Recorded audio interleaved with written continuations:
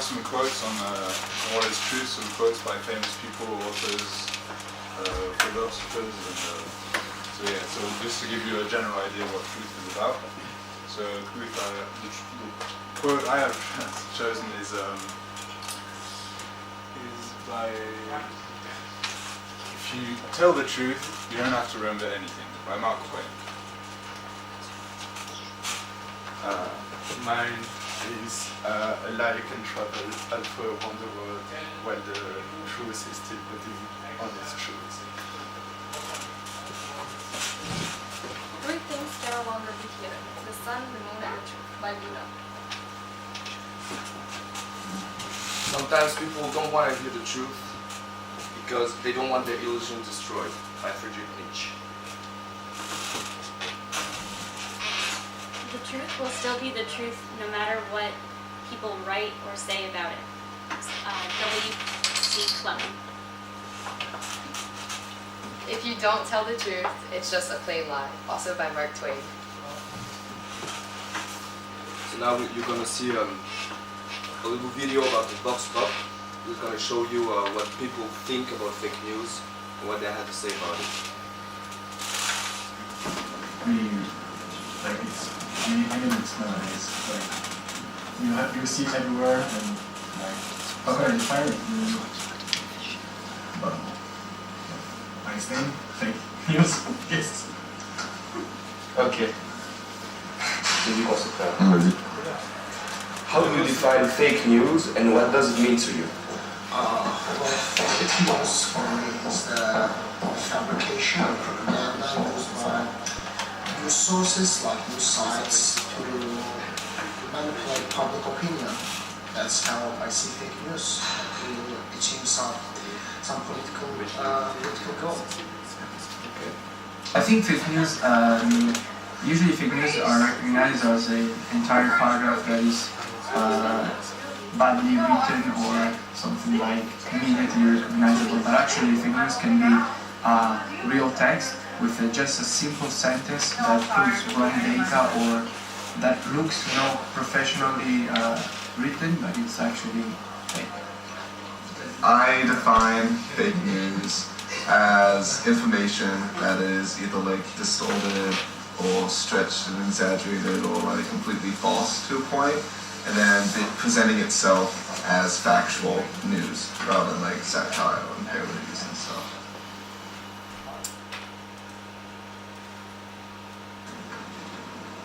Fake news is, as I said before, is already really manipulated. It just happens everywhere, and overall you see it in the news and on blogs, on Facebook, everywhere. And I think there's way more fake news, for example, in the US. And yeah. Well, I think it happens a lot today, especially on social media such as Facebook, where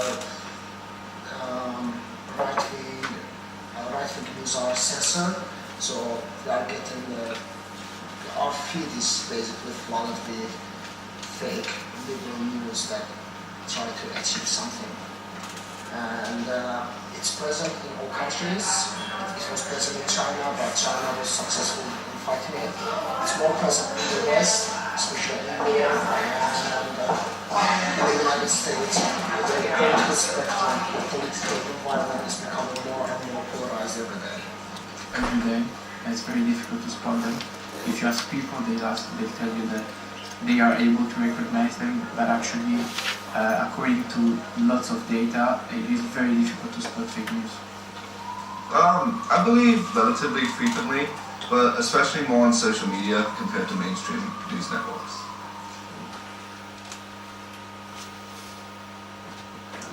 Basically, just like when you see something, go verify the facts, or like go verify it by looking on, like searching more about it, because one person can say this or that, but another person can say a completely different opinion on it. So just verify it.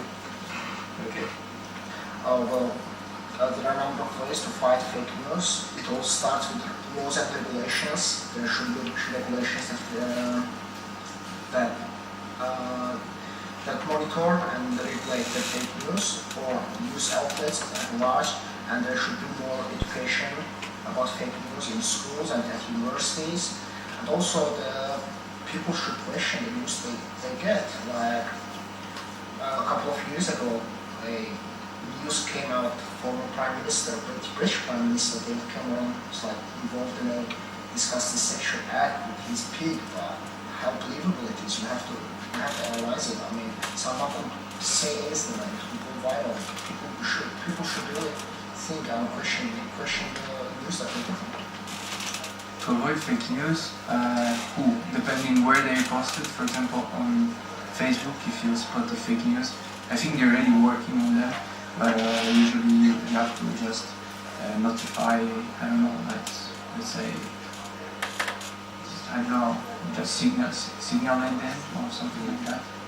I think more like internet providers or social media websites, or even like news networks, they need to have more fact checkers, and they need to be able to separate partisanship from like the actual factual news.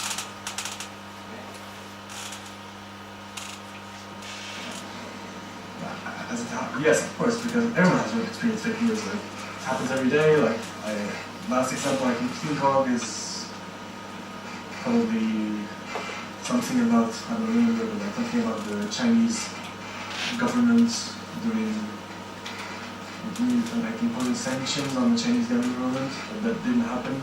Or like at least people saying that there were sanctions that were made, that they were not made. Like that happens every day. So yeah. Well, I've already experienced fake news.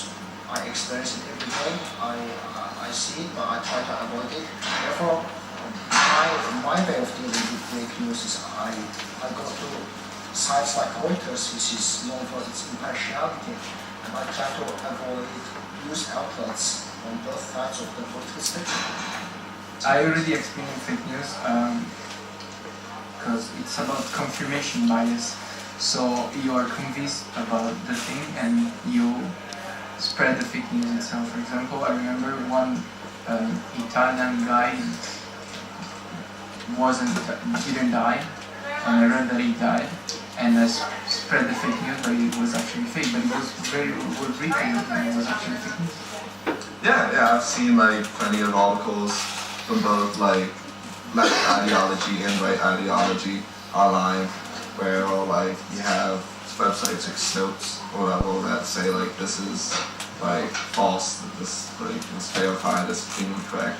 So yeah, like I think I experience it every day when you go through like social media on Facebook or Twitter.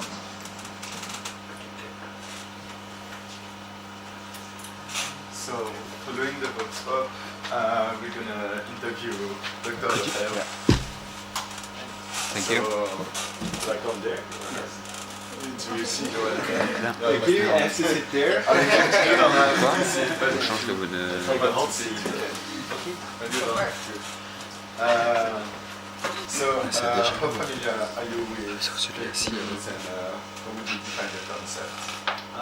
Familiar from public debate. I think everyone is familiar with the concept nowadays. It's a widespread term.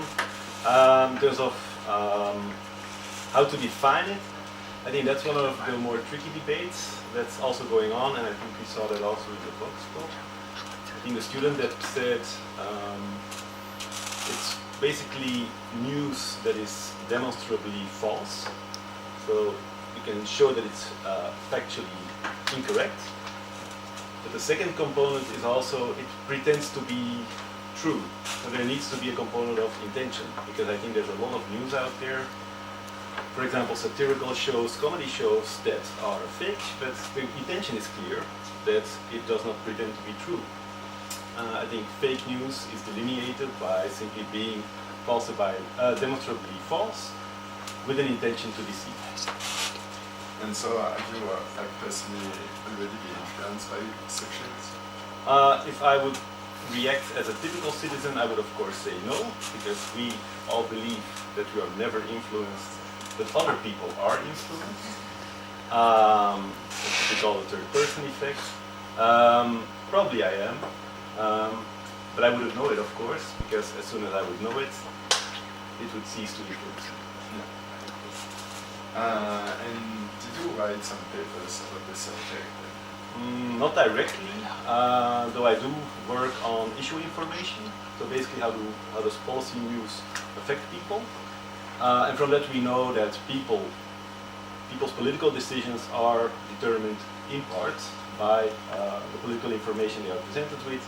And then there has been, for decades already, a host of research on misinformation, which is people being very confidently about facts that are in fact false. And it's very hard once misinformation, fake news takes hold, to basically to overturn that effect. So you get sort of in a situation where people are so confident believing in facts that are not true that even though you have the fact checkers and whatnot out there, it doesn't matter. People still believe. And so do you think it's, I mean, the fake news only on social media, or do you think it's spread also to more traditional medias? That's a tough one. I think it's mostly on social media, simply because of the nature of social media algorithms allow for more of this filter bubble idea. But still, because of like the news cycle, it's becoming more rapid, and then journalists have less time to fact check and to cross-check sources. There is at least an increased probability that they are also more prone to then all of a sudden include something in their reporting that then turns out, we were incorrect in including that because we couldn't verify it. But because especially now, every traditional medium has a website, they need to communicate fast, that they are covering the news, and then they don't have time to fact check everything. So how big of an impact do you think it has? I guess you say it's really in the political context, but can it be more international, like EU? I think I was in a class and I distinguished between the perceived impact and the real impact. I think the perceived impact is huge. The real impact, then the jury is still out, because there are now studies coming out that look at the impact on opinions, and then we can go on, studies from the 90s on misinformation. It's hard to say how prevalent it is. For me, the bigger impact is actually indirect, in that if you get into this era of, everything can be fake news, and people start to distrust all the information that's out there, it starts to contaminate the credibility of real news. Where people see a real news item and all of a sudden they are thinking, is this true? Seems a bit odd to me. And then that, I think, is the bigger problem, is that and that's what they refer to with like the post-truth area, that people get into a sense of, it's all opinion anyhow. There's no real news anymore, because there's always these accusations of fake news. I think that's, for me, the bigger problem, that you get a sort of like an epidemic of distrust of media and news out there. And other question, so why do you think people spread fake news? There's a variety of reasons. I think some are purely political, for political gain. That they have an incentive to not just frame the news, but to actively propagate false information for political gain. But then I think the other element, especially on social media, might simply be because of ideological convictions, that people want to believe, and then they see a story, even though it's false, that matches their predispositions, and then they spread it because they believe in these things. I think if you see, for example, like Breitbart News or like the alt-right, there you have different channels and they feed off each other. I think in part because they, of course, want to spread their message, but then when people are in that filter bubble, they actively retweet that information. I don't think they have, individual people may have a direct political goal with this, but more so because they think, this is true, I'm simply going to spread it. And then, of course, they don't fact check it because they see different sources all confirming the same news, even though it's fake. And yeah, if you're in that filter bubble, it might seem like, yeah, I need to spread this because the word needs to get out, and this is true. They might not even realize it's fake news. Thank you. What do you think about the Trump's campaign about fake news against? For me, that has, I might have, to me, that has nothing to do with fake news. It has everything to do with attacking media and media credibility in general. That's what I refer to in this post-truth era. It's all about, destabilizing the credibility of the news media as providers of truth. And I think Sophie Lechler, she works at the University of Vienna, she basically takes that position as well. I think it's shared by many in academia, where it's simply an attack on the media. And it's basically a way to continually destabilize the media, which are now increasingly in a defensive position, because you have, like, is news real, fake, does that really matter anymore? Because it's all opinion anyhow. So the journalists are in the defensive, and then you can add on the attack by basically then saying it's all fake news anyhow. So why watch CNN? Why believe them? And so you were speaking about double checking the facts, but what else would you recommend to avoid fake news? I think individually, one of the best approaches is, it's perhaps not so important to realize what you know, but to realize what you do not know. In other words, to be a bit less self-confident when you think you are assessing the veracity of news.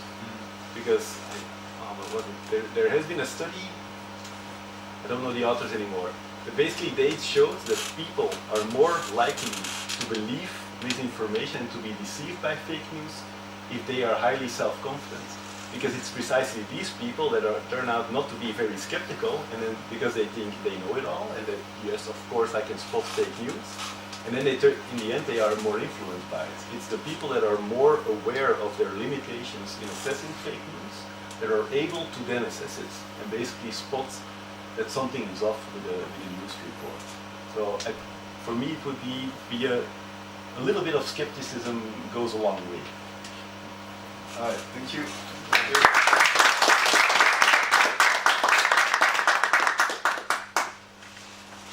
So throughout the project, there'll be theatrical performances where each student has to present a quote starting by a philosopher, and then they'll go all the way to postmodernists. So I'll start with a quote by Socrates. So you can all read it. Okay. So most people, including ourselves, live in a world of relative ignorance. We're even comfortable with that ignorance, because it is all we know. When we first start facing truth, the process may be frightening, and many people run back to their old lives. But if you continue to seek truth, you will eventually be able to handle it better. In fact, you want more. It's true that many people around you now may think you are bizarre or even a danger to society, but you don't care. Once you have tasted the truth, you won't ever want to go back to being ignorant. By Socrates.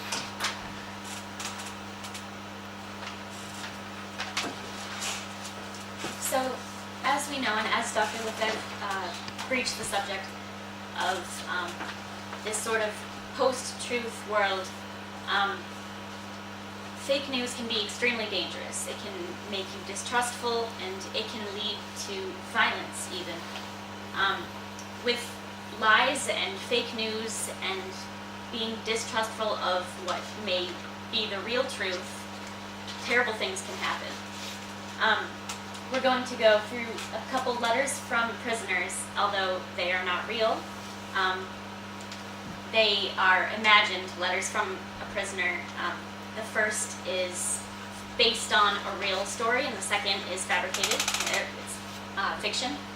But these kind of events happen again and again. False accusations can lead to, false accusations in a way are fake news and can lead to serious impacts on an individual's life or on a whole society as a whole. So we're going to read a couple of those. starting with Sean. So, on the night of December 9th, 2001, my wife and I watched a movie downstairs in our family room. We drank some wine, we laughed, we cuddled, I fell asleep. When I woke up a couple of hours later with a start, she was not next to me. Next I heard a loud thudding. I went to the source of the sound and found my wife lying at the bottom of a winding staircase, unconscious, covered in blood. I was shocked, I was terrified, and I called my mom. They took her to the hospital. She did not survive the night. My wife was dead. My favorite person in the world was dead. On the night of December 9th, 2001, I did not find a sudden violence or hatred or defense inside myself, and I did not find a sharp instrument. Strike my wife 7 times in the head and let her fall down the stairs. I did not kill my wife. I would not kill my wife. I would sooner take my own life. First, my wife was suddenly taken from me. Then, with no time to mourn or sleep at all, I was robbed of my constitution, convicted by my own stepdaughter, accused of the unthinkable, held against my own will. I was robbed of my dignity, my privacy, and 10 years of my life. I will never get those years back, a true fault in the justice system. I will never get my wife back, which is the greater injustice. In 10 years, I have lost more than time. I have lost my motivation. I cannot bring myself to write anymore.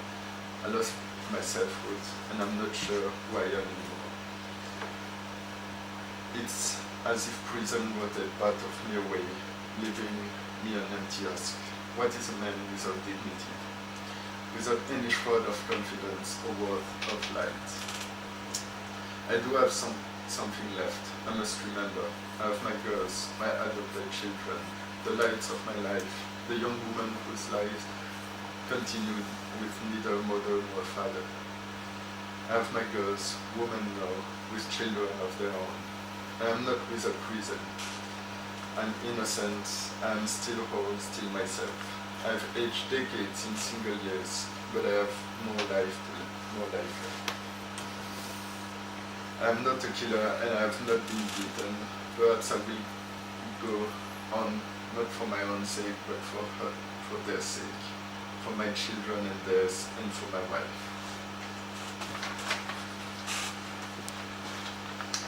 November 6, 1974, St. Petersburg High Security Prison, Soviet Union. Dear Richard, I write to you from my cold Soviet cell after both boredom and despair, since I'm fairly positive that this letter will never reach you anyway.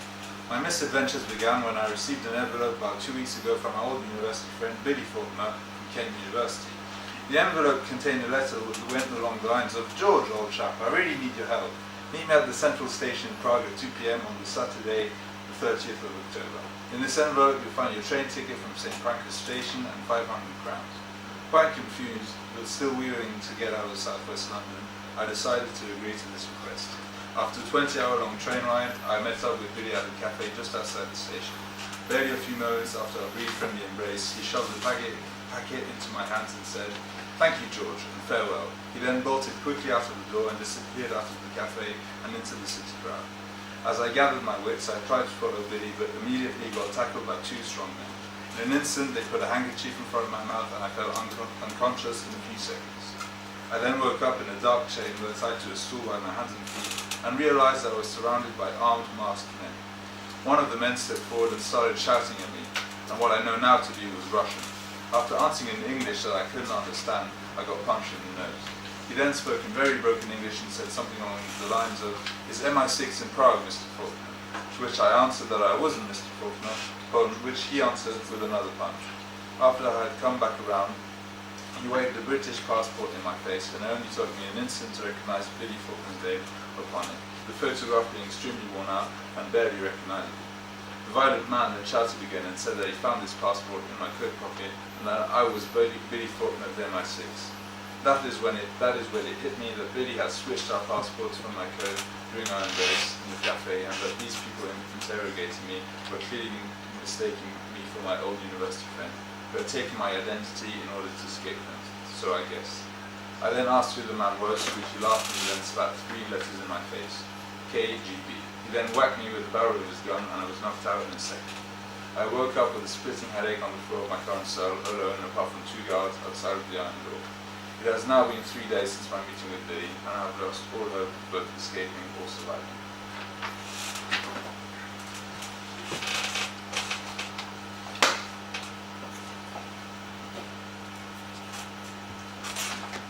So now I'm going to talk about Plato.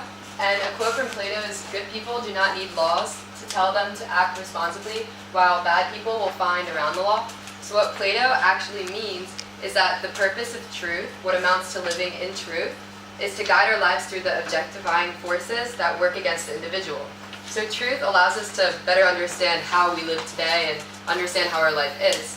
Also, Plato and other ancient Greek philosophers, which we're covering later on, also believe that, more importantly, the attainment of truth has a heroic quality that cannot be separated from virtue.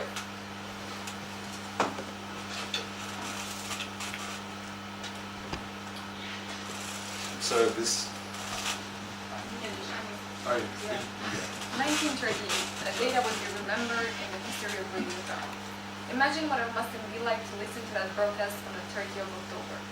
Here is the dramatized piece of what could have happened during and after the event.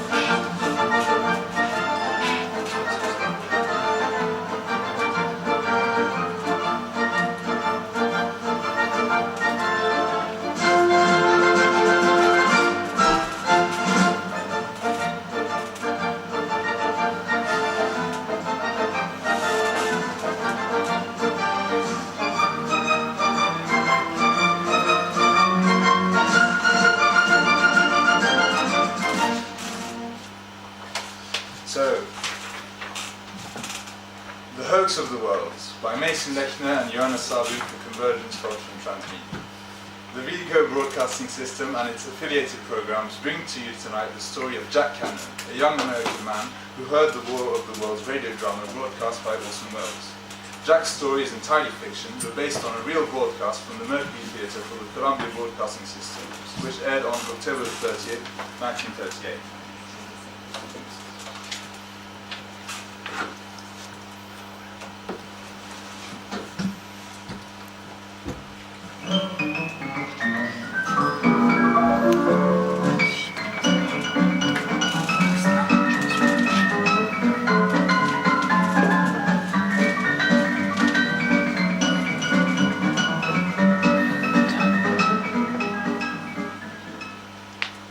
Ladies and gentlemen, The Hoax of the World.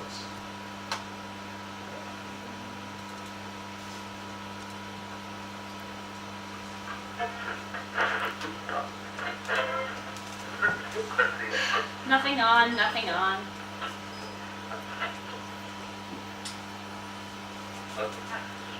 Meteorite fell on the farm in the neighborhood of Grover's Mill, New Jersey, 22 miles from Trenton.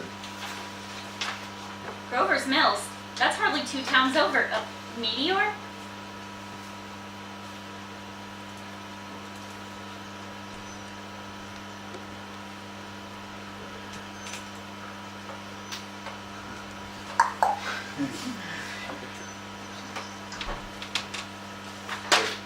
The flash in the sky was visible within a radius of several hundred miles, and the noise of the impact was heard as far north as Elizabeth. That far? Well, I haven't heard anything. Maybe Paul has.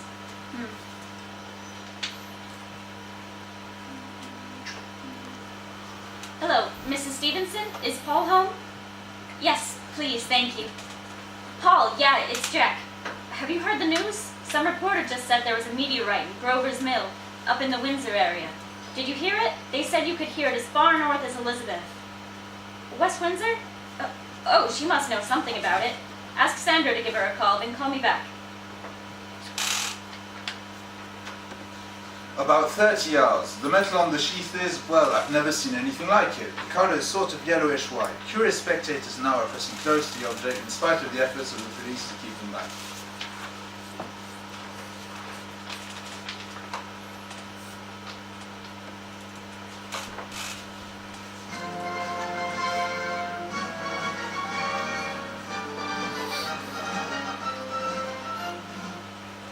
Ding dong.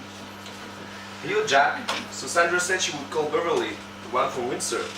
She said she lived really close to Grover, so she would have heard it without a doubt. I think this whole thing is real. I ought to assume so. Haven't you heard anything about this? Not a lick. My pop saw a radio when the stock went down, remember? It's a wonder we still got a phone. Speaking of, where are your folks at? It's Sunday. They're out at dinner at the country club. They should be back any minute. I wonder if they've heard about this spaceship thing.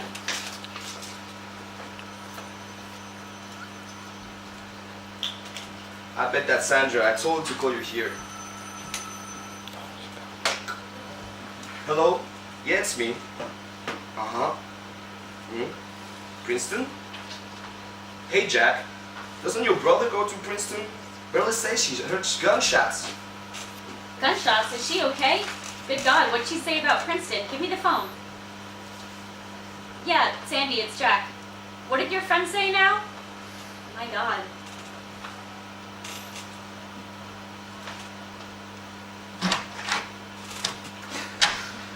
Oh, what a surprise! Your parents never appeared here? Jack, it's a school night. What are you doing on the phone at this hour? Is the school shut down? Evacuated? Who's been shot? Shot? What in heavens are you talking about? Who's on the line? Sorry, Sandra, I've got to go. Yes, I hope so too. Goodbye. Hi, Mr. Cannon. Hi, Mrs. Cannon. He was just on the phone with my girlfriend, Sandra. Have you heard the news? What news? A metal thing landed near Princeton. It fell from the sky, and now they're saying there's gunshots and... Don't be silly. You've been reading the stories again. That's science fiction nonsense. No, Dad, I heard it on the radio. It's in the news. Here, I'll... Wriggling out of the shadow like a grey snake. Now it's another one, and another. They look like tentacles to me. What station is this? What the hell is going on? Listen! It's indescribable. I can hardly force myself to keep looking at it. The eyes are black and gleam like a serpent. The mouth is V-shaped with saliva dripping from its rimless lips that seem to quiver and pulsate. That's quite enough. Shut that up, Jack. No! What if there's more? Switch it back, switch it back. Don't you raise your voice at your mother like that. Oh God. I'm going to bed, Norman. You kids had better to do the thing. We've got school tomorrow. Wait, don't you believe me? Now, son, have you changed the station?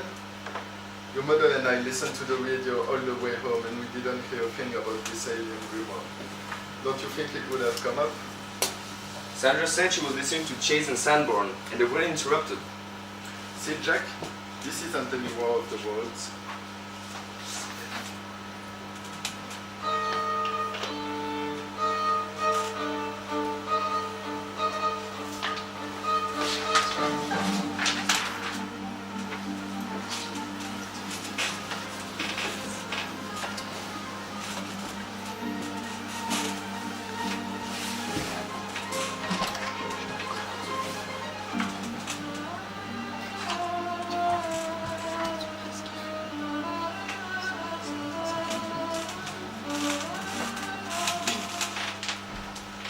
Vico Transmedia Broadcasting System will be presenting you today reactions of U.S. citizens to the War of the Worlds radio drama.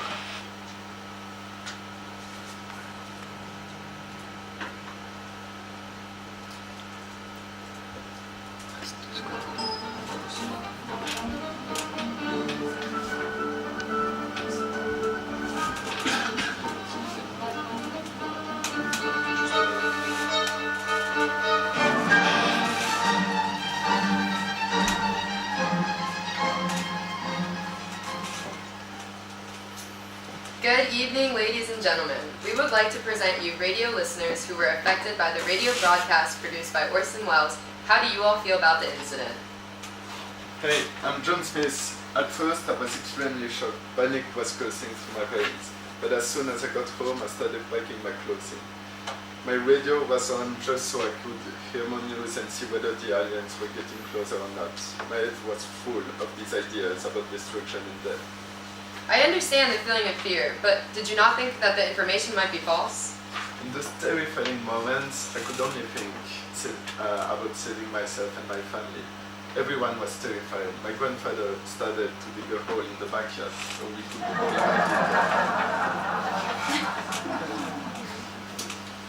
Most citizens felt humiliated after they found out it was a dramatized rendering of a war of worlds. How did you feel? Even though it was a cruel, practical joke, I think it taught us all a lesson. First, you feel relieved that you don't have to move out of the country and find a safe place.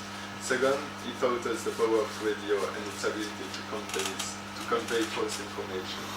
It made the US citizen aware of the concept of false information.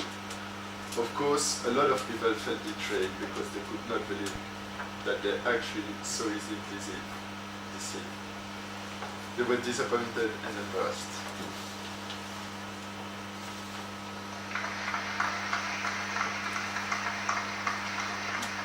Indeed, it was a very smart idea to trick a whole nation with such a simple idea that changed the opinion on news impact. If a similar situation occurs again, do you think that citizens will really believe it? I will most certainly double check before believing everything, but I'm certain that there will always be some people buying into this kind of tricks. Thank you, sir, for joining us today. It was a pleasure to hear your side of the story. Now, ladies and gentlemen, we will be inviting another listener to participate in the discussion.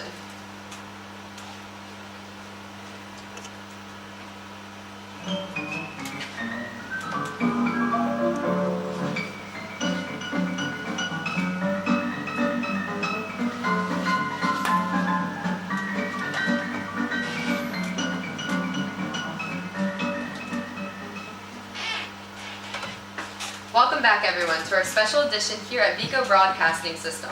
We have here with us another listener that will present his side of the story regarding the broadcast. Good evening. My name is Chad Brown. Thank you for having me here.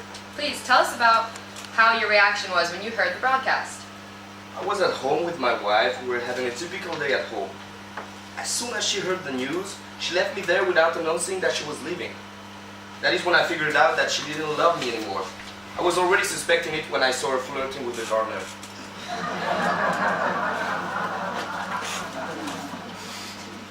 What a great way to find out. I would most certainly start to look for a new wife. How did you feel after you found out it was not true? Well, happy, yet disappointed. Happy because I discovered that I need to definitely find myself a new wife. And disappointed that I was tricked while I was already on my way out of the country.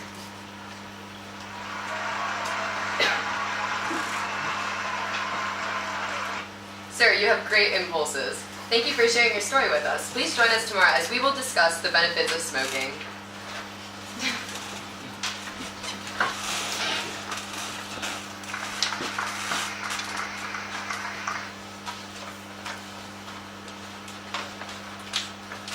Now about Peirce. So, what does Peirce have to say about truth? First, Peirce was an American philosopher born in 1839 and died at age 74 in 1914. He has a pragmatic view of truth. Pragmatism being defined by the Cambridge Dictionary as the quality of dealing with a problem in a sensible way that suits the condition that really exists rather than following fixed theories, ideas, and rules. So he has a famous quote about truth, which is kind of long and complicated, so I'm going to read it to you. Truth is that component of an abstract statement with the ideal limit towards which endless investigation would tend to bring scientific belief, which concordance the abstract statement may possess by virtue of the confession of its inaccuracy and the wiseness of this confession is an essential ingredient of truth. So, it's normal if you didn't get it. So, he meant there that to fully understand truth, the concept of partiality, incompleteness, and approximation are key.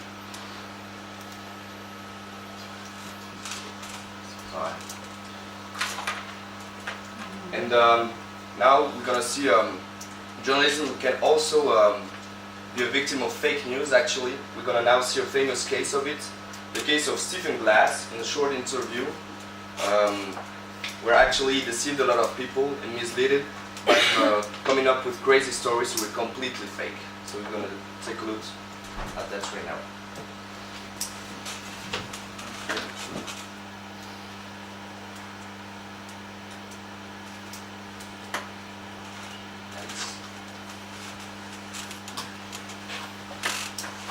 Every profession has its share of scandals, hoaxes, and con men, and journalism is no exception. In fact, it was 5 years ago this weekend that one of the greatest journalistic frauds in history began to unravel.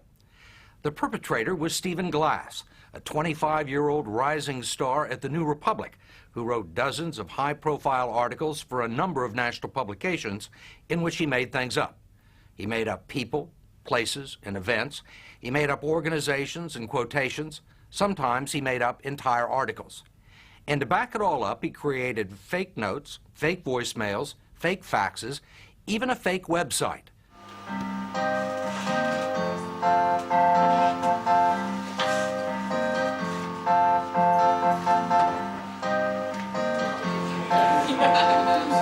No, I think it's because he was because he lied his whole life with a lawyer.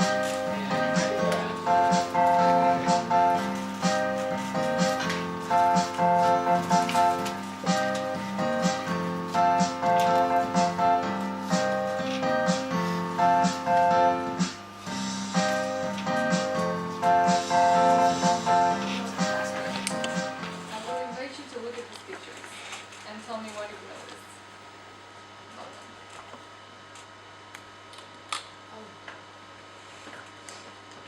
So this is Stalin with his doctors, and as you can see in every picture, one of them disappears because people think that they were not obedient, so he made them vanish.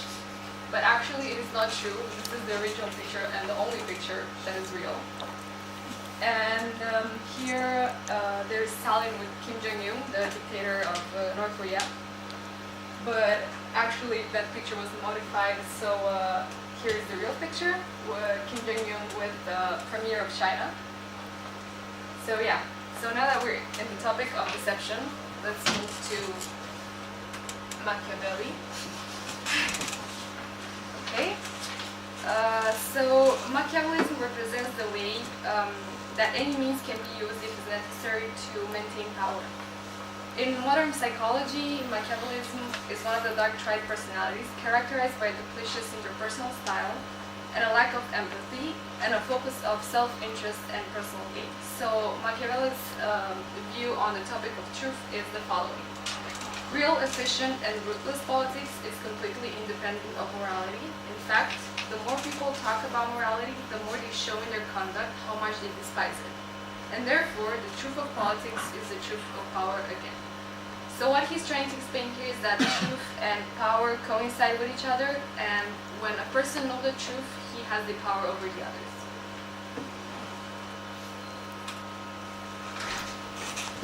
So I'm going to talk to you about rationalism.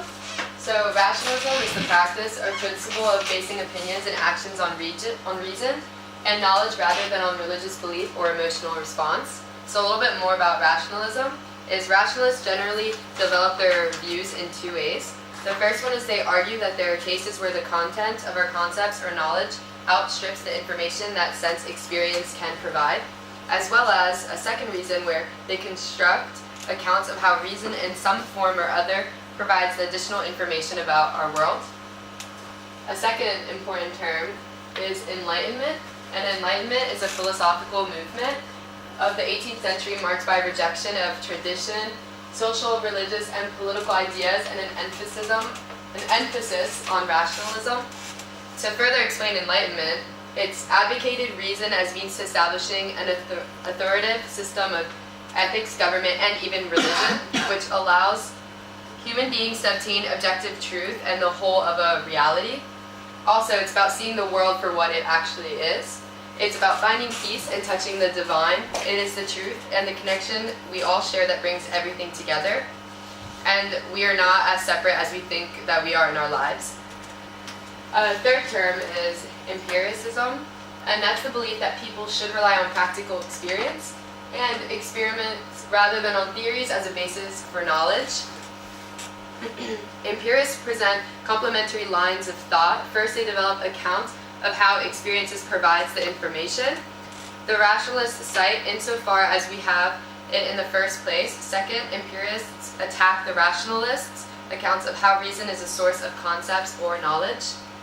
One of the last terms is existentialism, and that's a philosophical theory or approach which emphasizes the existence of the individual person as free and responsible agent, determining their own development through acts of the will. And that's the belief that people are really trying to find out who they are, and throughout their life and the choices they have to make based on experience, beliefs, and outlooks. And personal choices become unique without the necessity of an objective form of truth. An existentialist believes that a person should be forced to choose and be responsible without the help of laws, ethic rules, or traditions.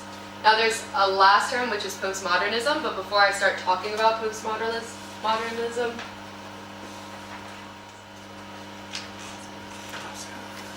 So Jacques Derrida is an Algerian-born philosopher who most of his work was done in the 1960s. He was born in 1930 in Algeria. And then he moved to France later in his life and spent most of his time there. He was also Jewish, so he faced a lot of, especially in Algeria, he faced a lot of discrimination and bigotry based on being Jewish, which influenced his work heavily, especially in something he was very well known for, which is deconstruction, or deconstructionism. Which is sort of the concept of taking a concept, idea, thought, or even word, and breaking down how it can be seen as a binary thing. So like looking at, for instance, nature versus like man-made things is sort of a binary. Like he would deconstruct that and look at how it's kind of a false equivalence to say that those two are inherently different. Something that's man-made versus something that is natural or unnatural. And on truth, he has the quote here, contrary to what phenomenology, which is one of his other concepts and theories that he's developed, of perception has tried to make us believe, contrary to what our desire cannot fail to be tempted into believing, the thing always escapes. So what he means by this is that no matter how a person interprets language and thought, if it's through conversation or through writing or art, how a person perceives the truth will influence how they understand life. But when they try and come back to that original idea, it will always escape itself, because language itself, and trying to define and understand a word or a concept, is subjective, because language itself is subjective. So there's a million ways to understand a single truth. So through his understanding, there is not really one set truth that exists. I'm gonna talk to you about Foucault. So self-attachment is the first sign of madness, but it is because man is attached to himself that he accepts error as truth, lies as reality, violence and ugliness as beauty and justice. So basically Foucault highlights a strong connection between truth and power. For example, in the Middle Ages, it was the absolute power, so the king detained all the truth and the only truth that could exist. And it has switched over the time to a more disciplinary power, where force and violences have been replaced by surveillance.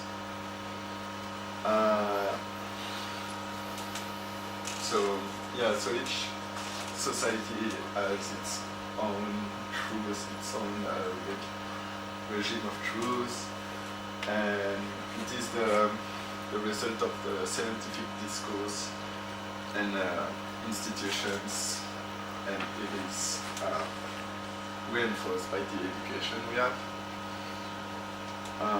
But with all those differences, his goal is more not to find an absolute truth, but to see all, to like understand the rules separating true and false, which make a more flexible truth and thinking of more, which make more malleable, flexible truth, which is relative to every person or society. Let's go back on postmodernism. Postmodernism is a term where postmodernists deny that there are aspects of reality that are objective, meaning that there are statements about reality that are objectively true or false, that it is possible to have knowledge of such a statement, which is objective knowledge, and that it's possible for human beings to know some things with certainty, and that there are objective or absolute or moral values. And here it's written basically in the same sense, but it's a late 20th century style and concept in the arts, architecture, and criticism, which represents a departure from modernism, and is characterized by the self-conscious use of earlier styles and conventions, a mixing of different artistic styles and media, and a general distrust of theories. Now we're going to be showing you the Creedline documentary, which we'll let you see that first. Free services, but obviously they're not. Your interaction with them is governed so that... Nice.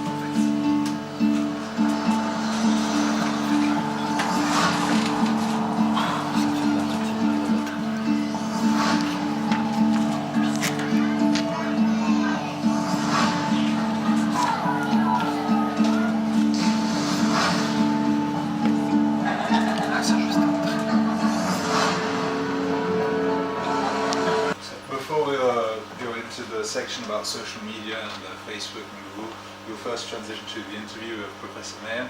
So we invite you to our interview seat. The hot spot. Tu vas... Sure. Ouais. So, my first question for you, Professor Mayer, is what kind of research have you done in fake news?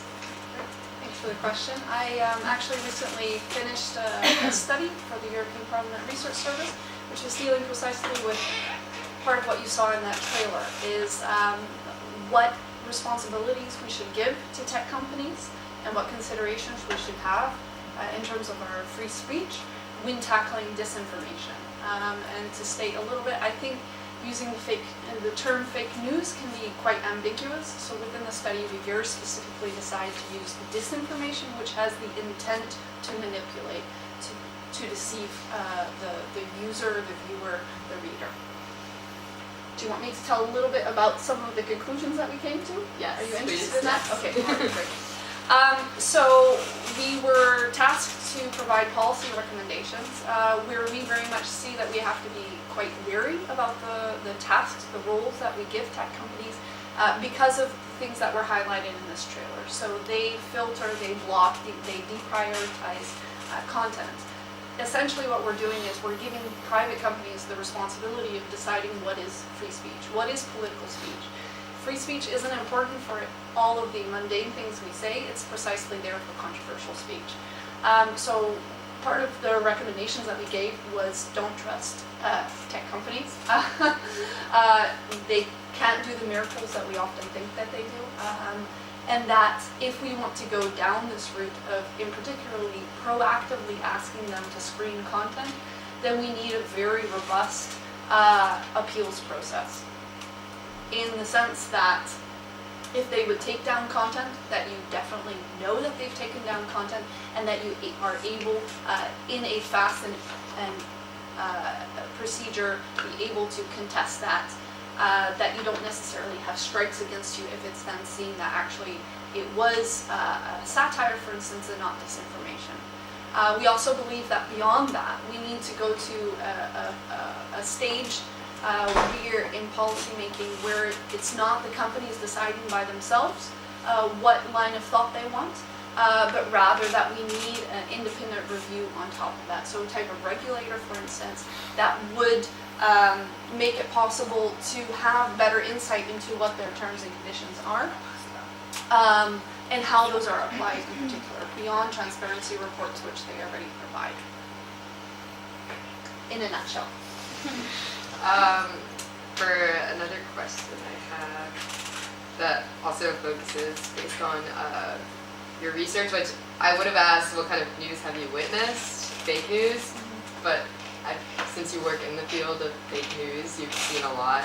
And what would you actually think is probably the worst, like something that was most shocking for you?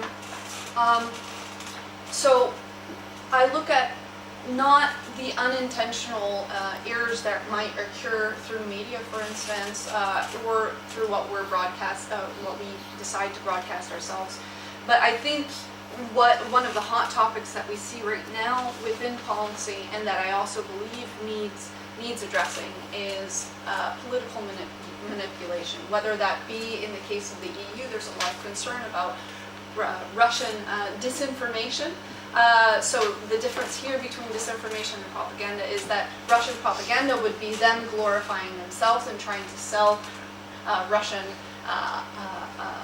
way of thinking of politics of life, while Russian disinformation then is talking more about how they try to discredit the EU, for instance, or they discredit others. We see that is a practice that is also frequently employed by certain politicians who also have been already addressed earlier on in this class. So I think this aspect of political integrity is something that is really important for us to consider. On the one hand, the influence of foreign actors and making sure that when we have elections that this is something that that we have a level playing field. But also when we're thinking of political parties, to simply go back to what is it essentially that they are aiming for. They are aiming to hopefully better society and represent citizens and not their own interests and goals and potential power grabbing that comes with that. So I think what we need to be focusing on in terms of disinformation is seeing that we get it right when it comes to elections in particular. And I don't think that's through tech companies. Okay. So do you think fake news is mostly centered with the politic aspect? So how you said? I think that's where we could say that it potentially has the most impact, right? On an individual basis, I would think of vaccines and hoaxes, right? So to think that there is a link with autism. Yes, okay, that can be seriously impactful on an individual basis if you haven't had your child vaccinated, and then something happens, obviously. But overall, in terms of societal impact and importance, I think elections are really where we need to be very careful on the one hand in considering from a free speech perspective what we do, but at the same time be ready and prepared that we have hybrid threat, that disinformation is part of a way of influencing, certainly through online media.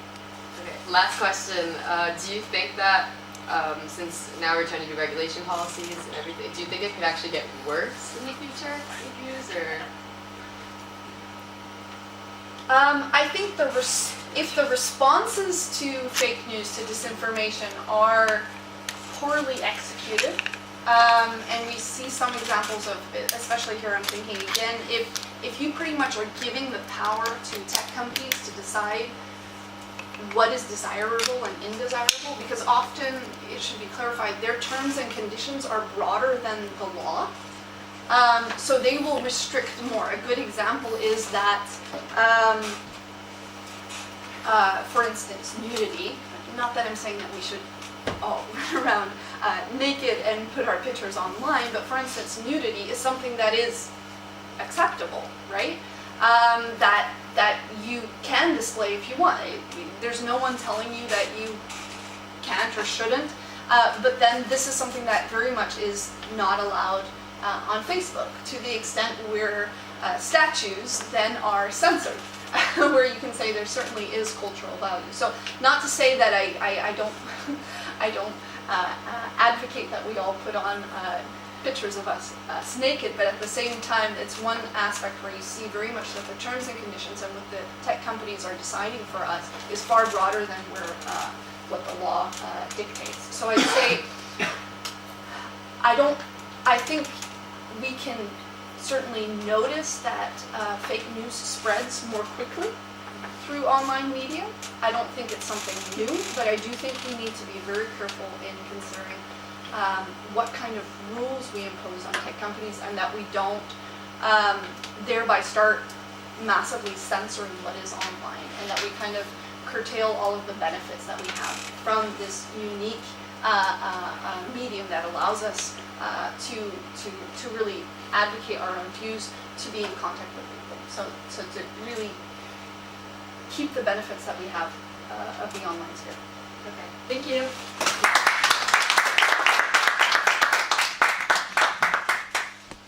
So now we'll transition to the social media segment. So it's not only going to be social media networks, there's also going to be Wikipedia will also be presented. So it's basically presenting platforms and mediums where disinformation can occur, and does occur quite a lot. So yes, we'll start with Facebook. So Facebook was founded by Mark Zuckerberg in 2004, and he's actually one of the youngest billionaires because of Facebook. And Facebook has actually been growing since 2004 to 2018, with reaching more than 2 billion people using Facebook. So in 2004, when it was first created, it was launched. And then in 2009, celebrities were able to follow celebrities and like their pages, find out more about them. 2011, Facebook stalking became way more easier. We were able to stalk people, find who they were, etc. 2012, Facebook games were launched. So you're able to play games. It's a whole new application. It's just not apps from the iTunes store. And then in 2012, there was actually also a Facebook wall where you were able to kind of show your family, your friends, express yourself more. And then in 2014, they launched a safety check. So when there would be terrorist attacks, earthquakes, etc., you were able to mark yourself safe. And then in 2016, they launched this like reactions, which I'm pretty sure every single one in this room has used before. So you're able to like, love, laugh, sad, mad. So there's this whole idea of kind of using an emoji, like on the emojis on the iPhone. And then in 2017, that's when they actually grew to 2 billion users, but they could be building way more people. But the problem is that it's actually, in China, you're not allowed to access Facebook, which I'll be talking about that after. And then in 2018, Mark Zuckerberg celebrated Facebook and the idea that, yes, he's done a lot of mistakes, which we clearly have seen this year. And one of the big problems was that the social media giant dropped 119 billion in a single day. So his net worth dropped 15.4 billion, which in this case, he is a very wealthy guy, so it didn't mark him as much, but there was a lot of problems with the idea that Facebook released a lot of people's information, personal information. To continue with the more than 2 billion people, so China is actually not allowed to operate, Facebook's not allowed to operate at all in China. The government blocks any hashtags, any forms of content. So Google, WhatsApp, YouTube, and Wikipedia are also blocked. And it actually was banned in 2009. And Mark Zuckerberg is still trying to this day to put Facebook in China to allow them, but it still has not been solved at all. So that's about Facebook. Now about Google. Google was founded in 1998 by Larry Page and Sergey Brin in the state of California. It was made as a search engine that estimated websites' relevance by its incoming links. So Google establishes itself as one of the biggest online companies in the world. It has 61,000 employees right now and has an annual revenue of $74 billion a year. Its worth right now is $110 billion. And Alphabet, which is a company owned by Facebook, which is a conglomerate of a lot of online companies, is worth $851 billion. And Google don't only offer a search engine, they also give a lot of other services like Google Maps, Google Image or Google Drive. So Google's motto is, don't be evil, which is kind of weird because they're in the heart of a lot of controversies because of their algorithm. They say that actually they manipulate what you see first when you search something on Facebook, Google, sorry. And so the thing is, that's kind of true because when you look at one website, one search engine, and you look at Google and you type the same thing, you will never find out the first answer will never be the same. So I think at the end of the day there's a kind of manipulation behind it. And one example also of a big controversy Google was in 2011 when the European Commission fined them with 4.34 billion euros for breaking the EU antitrust rule. They supposedly strengthened the dominance of the search engine on mobile phones by pre-installing Google Search on Androids. Okay, so the next social media is YouTube. It was founded in 2005 by Chad Hurley, Sebastian, and George Haring. So the corporate model of YouTube is following. So YouTube sells its users. It makes money under a subscription-based model. For example, it has YouTube Red, which is, for example, is very similar to Netflix. It posts a lot of series done by YouTube. It also has sponsored advertisement, embedded advertisements, and YouTube Premium. So YouTube is the second most popular website worldwide, right after Google. It has 1.8 billion users. So how are YouTube videos checked? They're checked, so the main elements here are nudity or sexual content, copyright, privacy, and child safety. So the question is YouTube full of fake news? So a famous topic on YouTube among YouTubers is demonetization. So demonetization is part of YouTube algorithm, and it automatically demonetizes videos when it detects copyright infringement. Therefore, the YouTuber that uploads the video does not receive any financial benefits if YouTube detects copyright infringement. So it is not necessarily fake news, but more of a selection of news that YouTube is interested in promoting or even hiding or suppressing different YouTubers from talking about YouTube in a negative way. And a famous example is, I don't know if you know him, you might, the famous Swedish YouTuber PewDiePie. He does a lot of videos where he reviews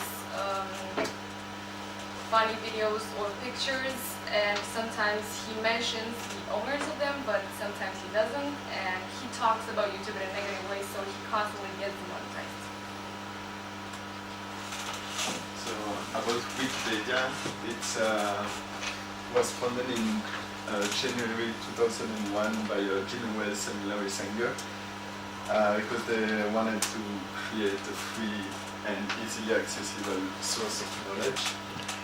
The first page was created literally one day after the release and just contained the name of the countries: United Kingdom, United States, and Uruguay. I think it was a test to see how it's working, but we have no other explanation, and it is not the 5th most popular website. So Wikipedia don't run ads, so they don't have advertisement or subscription, so their economic model, the way they have money is actually through donation and as you can see, they got more than $91 million last year just by donation. And the good thing is they don't have any employees to pay because it's all crowdsourced, and then they are not even legally authorized to have employees. But the umbrella company, the Wikimedia, does have 280 employees working on the server maintenance and the website and the weekend work. So there are nearly 8 million users, like registered users with an account, and more than 300,000 active ones. It's most used in Western countries and in English, German, and Spanish languages. And through the use of Wikipedia, any user can gain some special permission, such as edit filter manager, spelling changes in viewer, and new page in viewer. So the content is like anyone can create a Wikipedia page or change it. There is actually like a lot of articles and edits per day. So they're using bots first to check if there is problems or frauds about the edits and the new pages, but all the checking if it is fake news or not is mostly done by the users with like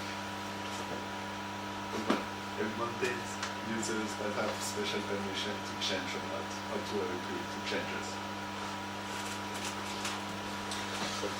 So the next social media network I'm going to talk about is Twitter. So Twitter was founded in March 2006 and launched in July 2006 by Jack Dorsey, Noah Glass, Liz Stone, and Evan Williams. The main concept of Twitter was to allow users to post short messages, also known as tweets. Originally, users were limited to 140 characters, but in 2017 that was changed and that length was doubled, except for in all languages except in Chinese, Korean, and I think and Japanese. Yes. So then it is the 7th most visited website in 2017 with 326 million monthly active users today. And since 2015 it has also become a news service where political debates are often held, and one example where Twitter was very prominent is the 2016 US election. So, right. Concerning disinformation on Twitter, as before mentioned, the 2016 US elections, fake news was quite prominent on Twitter with 6.6 million tweets containing false information. Quite troubling statistic that has recently emerged is that 80% of fake news accounts from the US elections are still active and haven't been taken down. This is also due to the fact that Twitter bots are very easy to create. On Facebook, you have to verify an account with your address and the email, whereas with Twitter you can just create any username, and it's very easy to create a bot or to create a fake account. And also it's notable that Facebook, when the topic of fake news and disinformation, everyone looks at Facebook, especially after the Cambridge Analytica case, whereas Twitter, not many people are, it doesn't get as much flack, I would say, so it's always under Facebook's shadow, so to speak. So that's what, but as you can see, if that much fake news accounts are still active, then it is still a problem.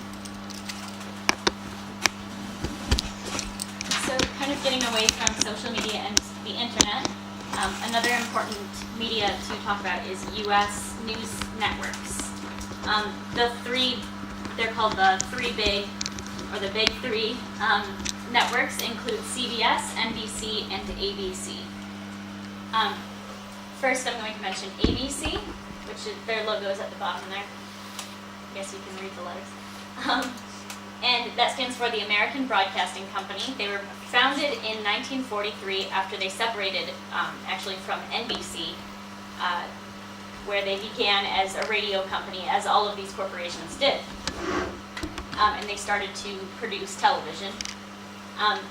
ABC is owned by Disney and the Walt Disney Corporation. And some subsidiaries of ABC include ESPN, which is a sport network, World News Now, The View, which is like a talk show, 538, not 538, Nightline is supposed to be coming, which is an online sort of news weekly site. Nightline, Start Here, which is a podcast that's recently been started up by ABC, and Good Morning America, and many others. ABC, one of their subsidiaries, 538, has received some criticism for for fake news, essentially, for reporting on the 2016 elections, which we've mentioned before.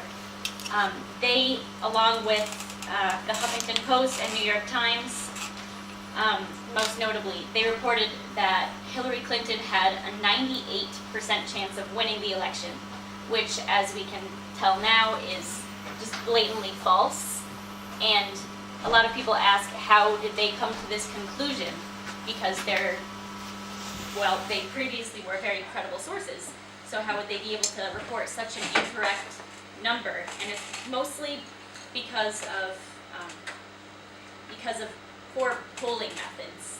So companies like 538 as part of ABC, along with Huffington Post and New York Times, and several other news corporations, when they conducted polls and asked American citizens who they were planning and voting for, this information was highly skewed because they were not ethically conducting these polls in a way that made sense and could be put together to create results that were accurate.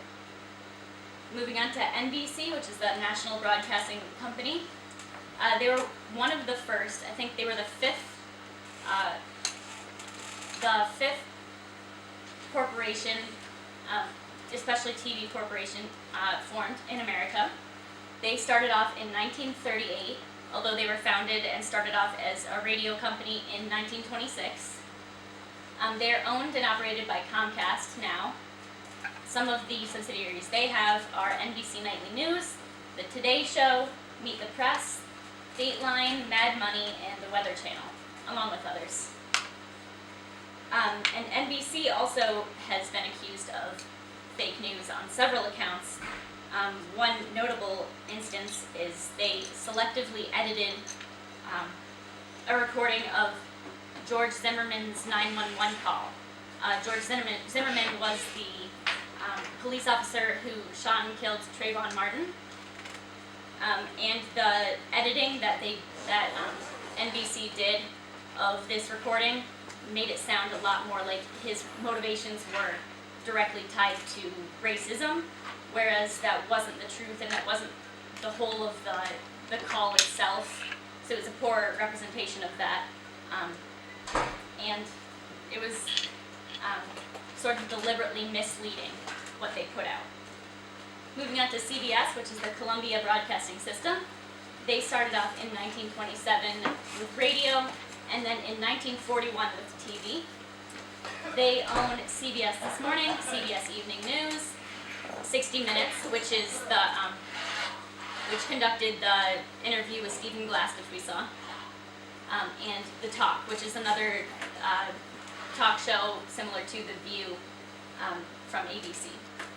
So CBS has also been accused of false reporting, as none of the big American news corporations are immune to. They've essentially all been at least accused of false reporting.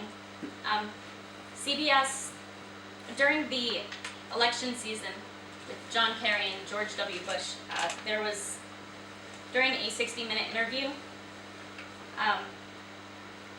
there was deliberate misleading of a source that they used.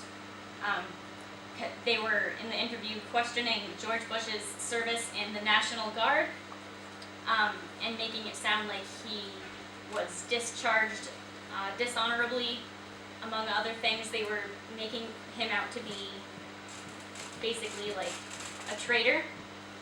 And all of this information was based in an extremely misleading source that they had that was practicing disinformation to politically like persuade watchers who thought it was a very a trustful source politically. And again, different news networks still practice false reporting. Oftentimes they don't know it, but then it comes out later on. And they've all been accused a number of times as part of this postmodernism, or this post-truth world that we've talked about. People tend to immediately see the news and want to say this has to be false reporting because they sort of interpret it to happen all the time, even when that's not the reality. So there's a danger there that we will continue distrusting the news networks, even when there is reality in what's being reported. So next we're going to open up a discussion about how to combat fake news and biased information and artificial algorithms. So yeah, to fight fake news, as you see here, you could do it with your attitude, so with humility, patience, healthy curiosity, thoughtful fact-based information. So to kind of avoid fake news, only with your attitude and trying to seek really the facts and have a mindset of really trying to seek the truth could make you avoid it, actually. And critical thinking skills too, being defined by the objective analysis and evaluation of an issue in order to form a judgment. So yeah, as I said before, is have an open mind and really check the facts, see if it's really true, to make your own judgment about the case. So you could do both of them, have a critical thinking skills and about your attitude.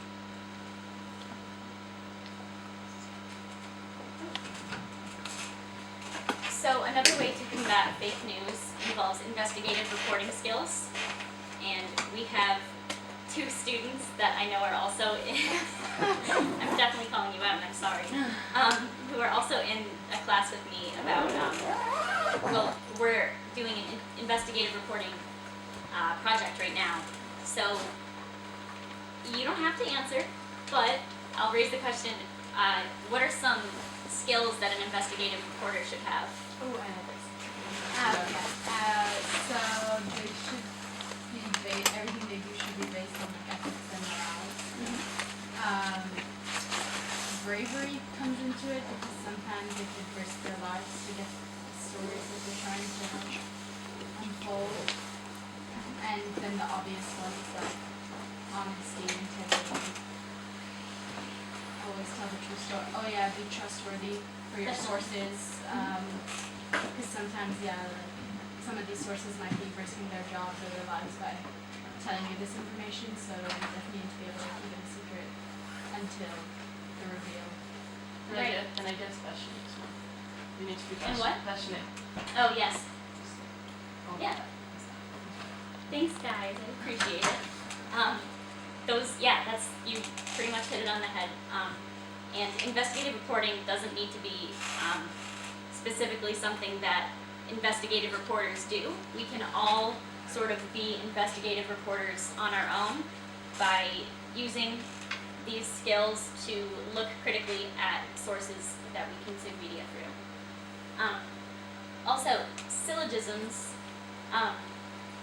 in a different way to combat fake news. Understanding syllogisms is important. A syllogism is sort of a logical flow in reasoning. So taking a statement and sort of deconstructing it, saying, okay, what is this saying? And if it's true, then you move on to the next understanding of that statement, where you say, where you interpret what the statement, the original statement is saying, and then if that is true, then the syllogism is correct, but if the first statement is false, or if the understanding of the statement is false, then the whole of it cannot be true.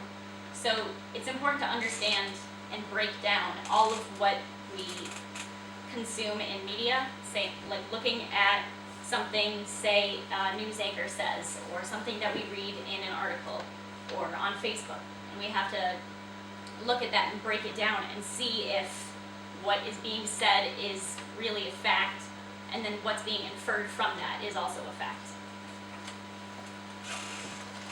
So there's like other ways, of course. You can verify the sources that you're checking. For example, you just seeing an article on the Facebook feed or somewhere else. You can, just take like 5 minutes to go check and just go a bit further than you see on your social media, and just go see the news where it's from.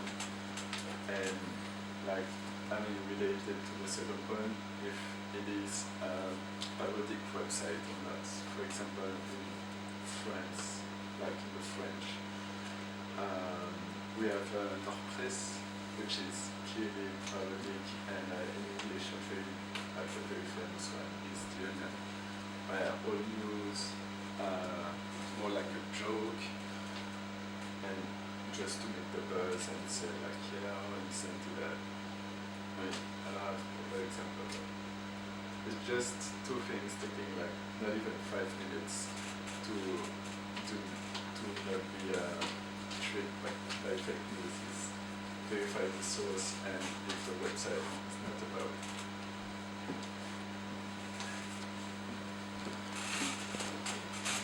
Two other ways to verify fake news is cui bono, which basically just means who benefits. It's very simple.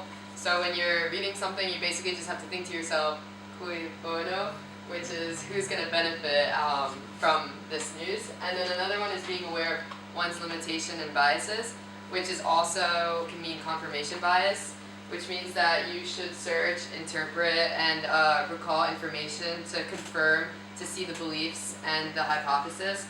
So basically to see the bias, if there's any bias in the article. So cui bono and limitation and biases. So next tips that can help us about fake news are willingness to change perspective and healthy skepticism. So first, willingness to change perspective, it allows us to see new things that often go ignored. So we begin to accept these ideas to help us grow and grow a lot of perspectives. So the willingness to change, grow, and allow new beliefs in our lives allow us to break old patterns and see new things in a fresh light. And second, healthy skepticism is beneficial when combating fake news because questioning everything will help you succeed. The actual truth is that the majority of people ignore.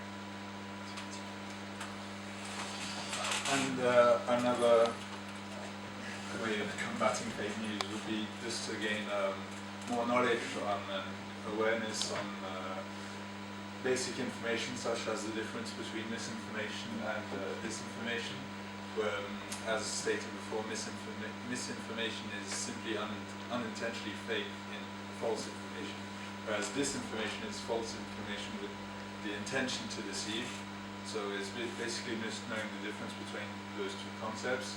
And also astroturfing. Astroturfing is its name it's a reference to grassroots, and it's basically astroturf is fake grass.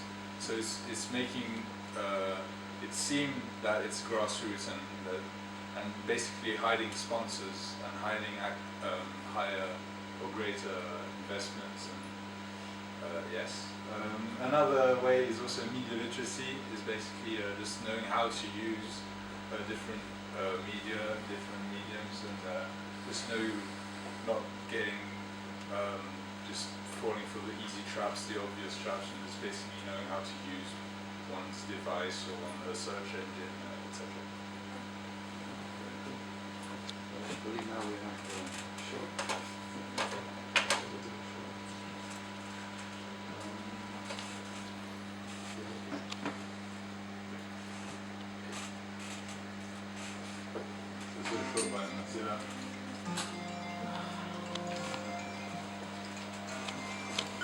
Let's be honest. In today's media climate, it's becoming harder and harder to tell what's real and what isn't. Every day we're bombarded with information that's intentionally trying to change the way we think about our world, our government, and even each other. And the scary thing is, it seems like it's working. But how exactly does misinformation work? And is there any way of stopping it? And in a world where it feels like our opinions are so different to one another, leaning into that chaos might actually be what leads us to a better understanding of the landscape we live in. Because the future of our democracy relies on us doing exactly that. We have to find out what the facts are. Because while it may seem like we're living in a world divided, where nobody can agree with what's real and what isn't, the reality is, there is a truth out there, and we have the ability to vote based on that truth. And no amount of information, true or otherwise, can change that.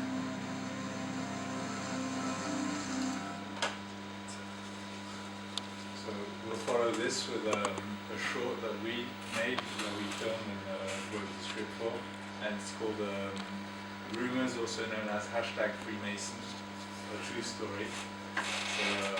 So this is a short that we've been working on for the past couple of weeks.